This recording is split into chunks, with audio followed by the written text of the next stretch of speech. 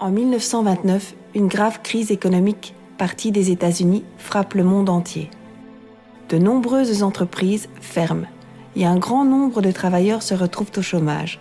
La vie redevient très difficile malgré les progrès accomplis. À cette époque apparaissent, dans la plupart des pays d'Europe, des partis politiques qui affirment que la crise est causée par les étrangers, les juifs et par la faiblesse des hommes politiques. Pour eux, il faut supprimer le droit de vote et il faut qu'un chef dirige le pays d'une main de fer. En Italie, les fascistes de Mussolini prennent le pouvoir en 1922. Ils servent d'exemple à Hitler et aux nazis qui imposent la dictature en Allemagne en 1933. Des mouvements identiques apparaissent aussi chez nous. Le plus important est le parti Rex, conduit par Léon de Grelle. Mais, même s'ils ont un moment de nombreux élus, ils ne parviendront pas au pouvoir. Pendant la guerre, de Grelle et ses hommes collaboreront avec les Allemands et se battront à leur côté.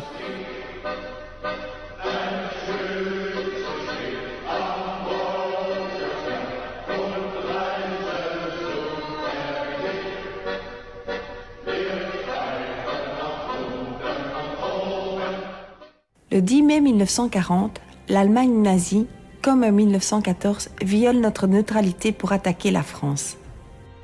Au bout de 18 jours de combat, l'armée belge, écrasée, doit capituler. Léopold III, qui a succédé à son père Albert Ier, déclare qu'il veut partager le sort de ses soldats. Les Allemands lui permettent de demeurer dans son château de Laeken, tandis que les soldats sont envoyés en camp de prisonniers en Allemagne. Quant au gouvernement, il se réfugie à Londres pour continuer la lutte aux côtés des Alliés. Pendant 4 ans, la Belgique est occupée par les troupes allemandes. Elle doit livrer à l'Allemagne ses produits et sa nourriture. Le pays est réduit à la famine. La terreur règne partout. Les Allemands arrêtent en pleine rue ceux qui se cachent pour ne pas travailler pour eux, et les résistants qui transportent des armes ou des informations pour les Alliés. Les nazis arrêtent aussi les Juifs qui, selon eux, constituent une race inférieure.